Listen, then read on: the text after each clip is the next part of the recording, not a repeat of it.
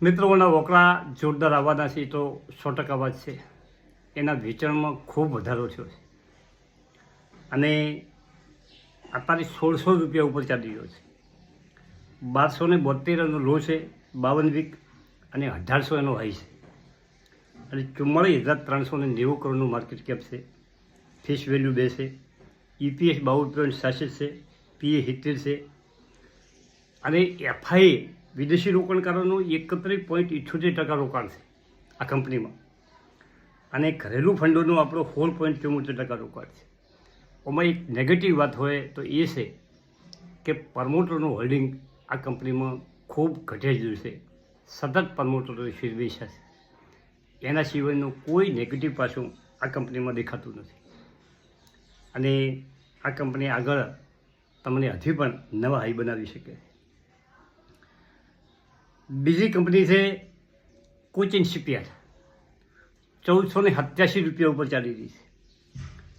1093 રૂપિયાનો લો છે અને 2979 રૂપિયાનો હાઈ કંપનીએ બનાવ્યો છે. માર્કેટ કેપ 39,125 છે, EPS 30 છે, PE 48 છે, ફેસ વેલ્યુ 10 છે અને FICD હોલ્ડિંગમાં થોડોક વધારો થયો છે. મિત્રો, DIA પણ વધારો કર્યો છે હોલ્ડિંગમાં અને ત્રીજા કાઉન્ટરમાં આ કંપની વોકરા કેવા આવે છે એના ઉપર બધી કંપનીઓનો દમદાર રહેલો છે અને એના પછીની નેક્સ્ટ કંપની છે રિલાયન્સ. દેશની મોટામાં મોટી કંપની. આ કંપની 1608 રૂપિયાનો હાઈ બનાવ્યો છે અને 1110નો 52 વીક લો છે. અત્યારે 1295 એટલે કે 1300 આસપાસ ટચ થઈ ગઈ છે અને EPS એનો 51 છે, PE 21 છે અને ફેસ વેલ્યુ 10 છે. આ કંપની આગળ જતાં તમારે 1500-1600 આસપાસ બજારમાં તો તેજી કન્ટિન્યુટી તો રિલાયન્સમાં જે એનાલિસિસ છે, વિદેશી બ્રોકરેજો છે, તેઓ એમાં સારી એવી તેજી જોઈ રહ્યા છે. કંપની મજબૂત, કંપનીની બ્રાન્ડ હોય, કંપની મજબૂત હોય એવી અલગ અલગ સેક્ટરની અલગ અલગ કંપની, ચુનંદા કંપનીઓમાં થોડું હોલ્ડિંગ જો તમે કરતા રહો, ટુકડે 2.10 શેર ભેગા કરતા રહો તો તમારો પોર્ટફોલિયો 1, 2 વર્ષ, 3 વર્ષમાં મજબૂત પોર્ટફોલિયો બની શકે છે મિત્રો. અને બજારમાં ઘણા કારણો હોય છે ઘટવા પાછળ અને ઘણા કારણો વધવા પાછળ હોય છે અને કોઈ કારણ એવું પણ આવી જાય બજાર ઉપરથી ગિરાવટ પણ થઈ શકે છે. આ બજાર છે, બજારને કશું કહેવા નહીં. એક સામાન્ય નાની બાબત હોય છતાં પણ બજાર ઘટી શકે છે. પરંતુ જ્યારે ઇન્ડિયાના બજારમાં ફૂલ ગુલાબી તેજી ચાલી રહી છે. અમેરિકાના સાથેના સંબંધો જે ખરાબ થયા હતા એમાં થોડો ઘણો સુધારો થયો છે. વિદેશી રોકાણકારો પાછા ભારતમાં ખરીદી કરવા આવી રહ્યા છે. ત્રીજું કારણ છે કે ત્રિમાસિક રોકડા થોડા ઘણા સારા આવી રહ્યા છે અને ભારતનું ઉભરતી બજાર વિકસિત રાષ્ટ્રો કરતાં વિકાસશીલ રાષ્ટ્ર, કે વિકાસની ખૂબ સંભાવના છે એવું રાષ્ટ્ર એટલે ભારત.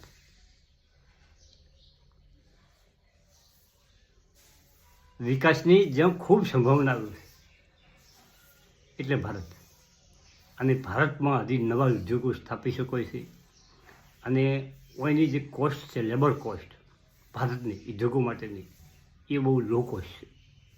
એટલે બધાને ભારતમાં ઉદ્યોગની સ્થાપના કરવી છે અને 140 કરોડની વસ્તી, મોટું બજાર છે. વિશ્વની બધા જ દેશોને ભારતમાં એને વેચવું છે અને ભારતને મેક ઇન ઇન્ડિયા, પોતાનું ઉત્પાદન પોતાને જાતે કરવું છે, કોઈ ઉપર નિર્ભર એવું નથી. આ બધું બજારમાં ચાલતું હોય છે મિત્રો. તમે પણ બજારના સતત નજર રાખશો તો તમે બજારના નિષ્ણાત બની શકો છો. તમે બધું જોઈ શકો છો કે ભારતનું ભાવિ આગળ કેવું છે. તમે પ્રવાસ કરો, ઇન્ડિયાનો પ્રવાસ કરો, જુદી જુદી જગ્યાએ જાઓ, જુઓ, ફરો તો તમને ખબર પડે કે ભાઈ આપણે 20 વર્ષ પહેલાં કે 10 વર્ષ પહેલાં કે 5 વર્ષ પહેલાં પ્રવાસમાં ગયા હતા, એના પછી અત્યારે શું ફી છે. તમારા જીવનમાં પણ તમે આ અનુભવ્યું છે. બધી વાતો છે, પરંતુ મહત્ત્વની વાત એ છે, આપણે શેર બજારની વાત કરવી છે, યુદ્ધની વાત કરવી નથી. પણ શેર બજારમાં એ વાત છે કે બજાર રિકવર થશે ને તો જે તમારા પોર્ટફોલિયોમાં સારી સારી કંપનીઓ છે ને એ ઝડપી રિકવર થશે મિત્રો. અને ટેરિફવાળી વાત લગભગ એની ચર્ચા બહુ ઓછી થઈ ગઈ છે. અને એફઆઈ અને ડીઆઈ બંને ખરીદી માર્કેટમાં કરી રહ્યા છે, સારી એવી ખરીદી કરી રહ્યા. બજાર ઘટવાનું ન નથી એનું કારણ એ રહ્યું છે, બધાને ખબર છે કે યુદ્ધ થવાનું નથી, વાતો થવાની છે યુદ્ધની.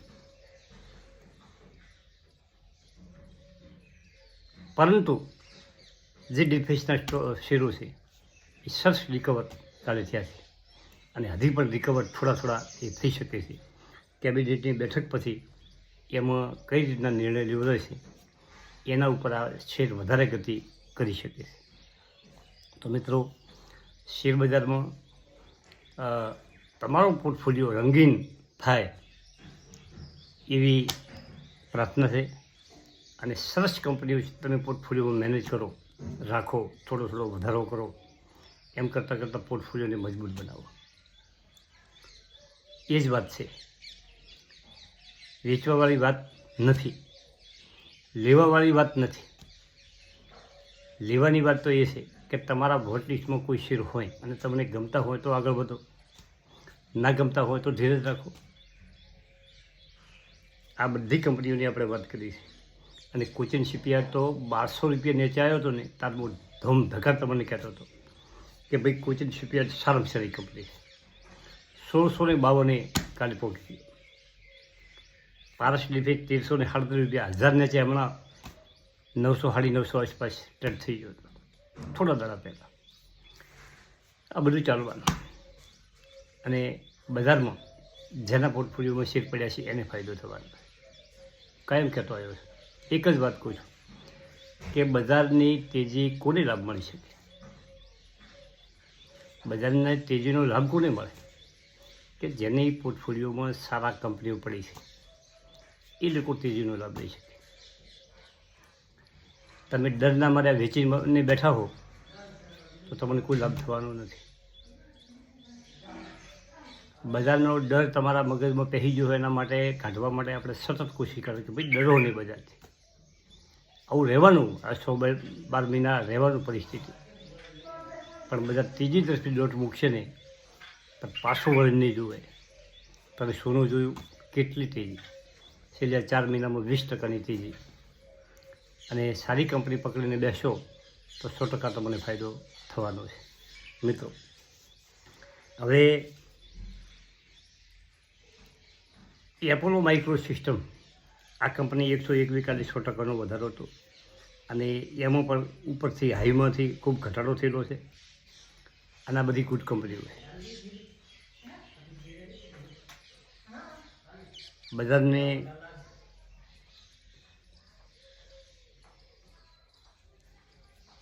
બજારની પકડીને બેસવું પડે, શેરને પકડીને બેસવા પડે તો જ તમને એનો સારામાં સારો લાભ મળી શકે. Thank you. આભાર.